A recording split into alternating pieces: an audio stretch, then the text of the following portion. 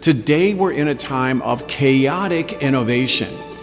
Once we understand the building blocks, the DNA of chaotic innovation, we can leverage the superpower of those insights to run superstar organizations. He's been awarded over 45 patents. Nicholas Webb is a world-renowned healthcare strategist. He provides innovation consulting services to the top brands in the world. #1 best-selling author and healthcare futurist. He's CEO of LeaderLogic, a management consulting firm of brands in healthcare. His talks described as religious experiences. Please give it up for one of the most innovative thinkers in the world, Nicholas Webb.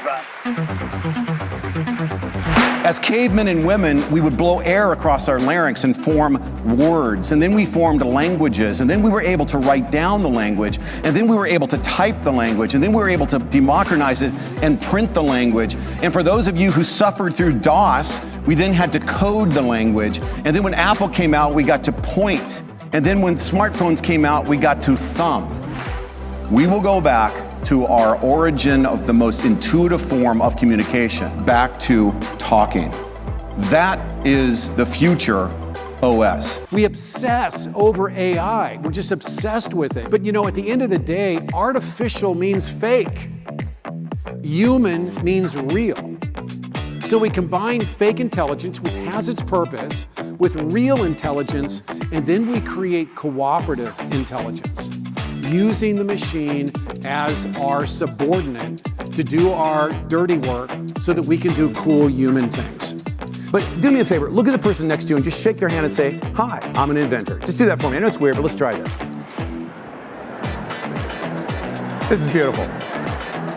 Look at that enthusiasm. That's awesome. Now, I have no reason to have you guys do that other than to share the pain of that moment. Thank you very much. That was awesome. I actually feel better now. But I think that if disruption is the problem, and of course it is, then the answer is innovation. We need to make innovation part of our enterprise DNA. We need to invent better human experiences, internally and externally. We need to leverage the superpower of enabling technologies and connection architecture. We need to look at the value that we deliver to our market ecosystem completely different than we ever have before. The first thing you have to do is really rethink about, is it possible for us to be disruptive? Is it possible for us to look differently at the market we've served for so many years? Is there a way that we can deliver layered and dynamic value across those 5 touch points throughout a range of personas in both digital and non-digital experiences? We have to rethink that.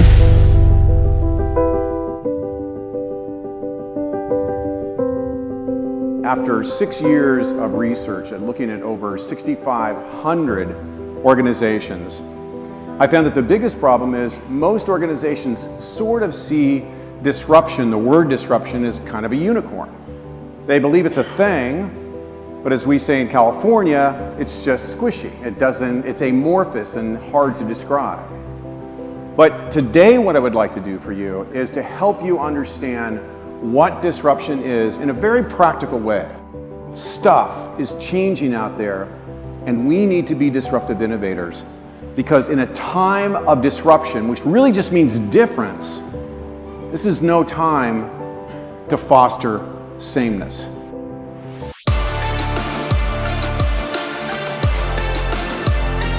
Truth of the matter is, the winners, and it doesn't matter what your business is, you win based on your ability to understand the range of customers you serve, their personas based on hate and love, and understand the process of their journey. What I want to talk about isn't just the future of healthcare. What I want to talk about here today is your future. Literally, the connective tissue between these 3 key major trends and how they will impact your career pathway and your enterprise.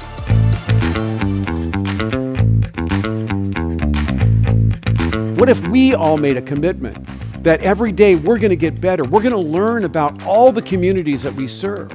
That is getting better every day. That's a mission I would really be excited about, and I know that it'll be an equal and fair service to others. I love that. It actually just gave me goosebumps. I love that.